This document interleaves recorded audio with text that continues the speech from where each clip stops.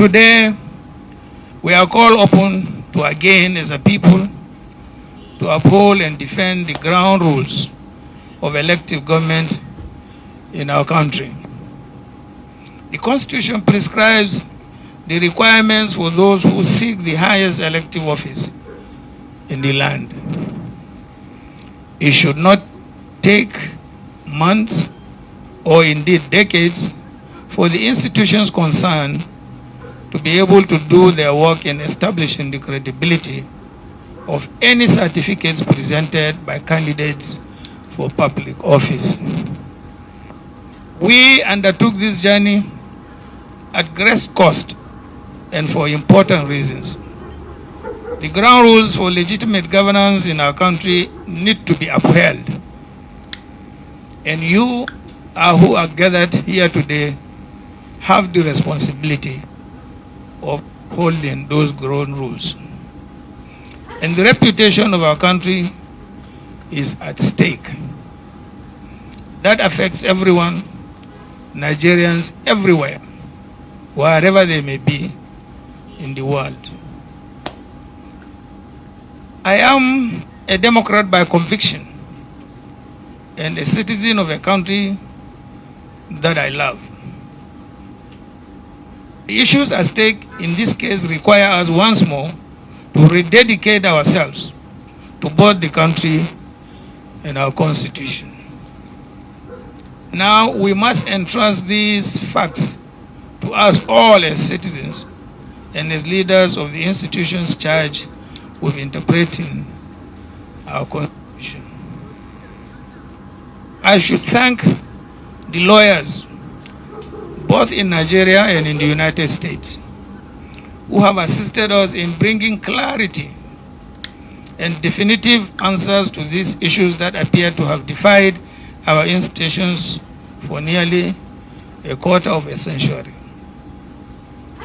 I also want to extend my gratitude to the Nigerian citizens and friends of Nigeria, both within and beyond the shores of our country, for their patience as we have sought to find the facts and establish the truth. I wish to pay tribute to the late human rights activist, Chief Gani Fawehimi, senior advocate of Nigeria, who inspired us on this path of discovery. Now he can truly rest in peace in the assurance that what he started about 23 years ago has come to fruition.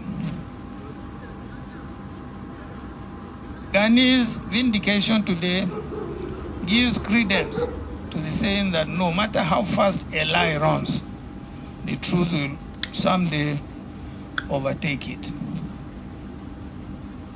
Former American President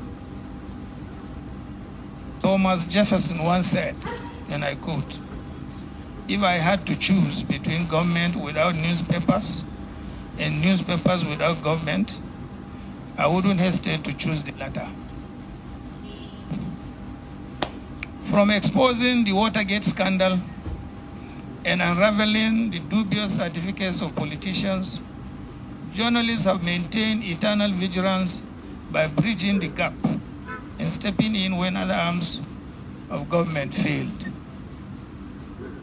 It is for these reasons that commendation must be given to David Hundeyin, an independent journalist whose extraordinary work and those of many more young people like him has become a source of inspiration. Special thanks must be given to the millions of Nigerian youths and citizen journalists too, who continue to put out the truth online even when no one is listening. Indeed, the price of liberty is eternal vigilance. They have put the country first in their firm commitment to unravel the truth and hold leaders accountable.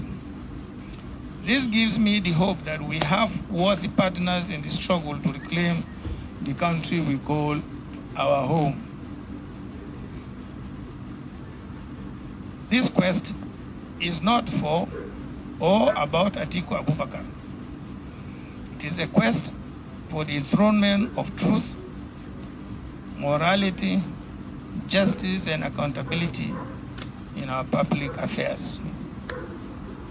In line with this, let me call on all well-meaning Nigerians, leaders of thought, our religious leaders, our traditional leaders, our community leaders, our political leaders, and in particular, Governor Peter Obi of the Labour Party and Governor Rabi Ukwankwaso of the NNPP and the leaders of every political party in Nigeria, and indeed every single person who loves this country, as I do, and who wishes nothing but the best for this country as I do, to join me in this campaign to enshrine probity, accountability, and the basic principles of justice, morality, and uprightness in our country and in our government. This is a task for each and every one of us. Well, I beg to disagree with Bola Ahmed Tinubu. Yes, it is true, in 2007 we came together to form AC. And in Lagos, at the convention, I emerged as the winner and got the ticket. After I got the ticket, he sent about 5 or 6 senior partymen, some of them are here. I can even name them, but I don't want to embarrass them. And they met me and said to me that Bola wanted to be my running mate. I said, gentlemen, you are all old enough. And apparently, virtually all of you are Christians with the exception of only one person. What would be your reaction to have a Muslim ticket? All of them said, we totally object to it. I said, then why didn't you tell him when he was giving you the message that, look, Mr. Tinubu, the message you are giving us, we don't seem to agree with you. Why are you coming then to me? And that was the end of the political relationship. He broke away, went and supported Umaru Yar'Adua. So, what is the ground for him to say that I betrayed him? But those of you who are old enough will also remember that in 2003, the PDP took over all the southwestern states, with the exception of Lagos. I stood between Obasanjo and himself. I said, no, you can't take over Lagos. Leave it. And he left it. So who is indebted to the other? Is it me or Bola Ahmed Tinubu? There are other things which I would not want to go into.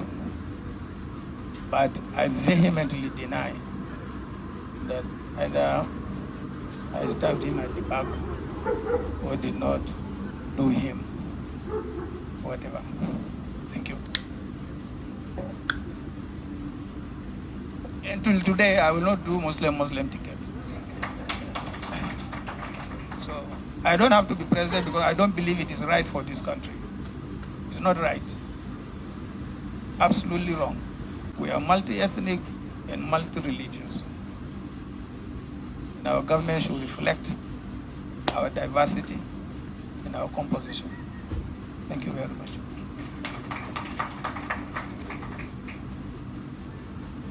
Thank you very much, Excellency. Barrister Kalu, go back to you.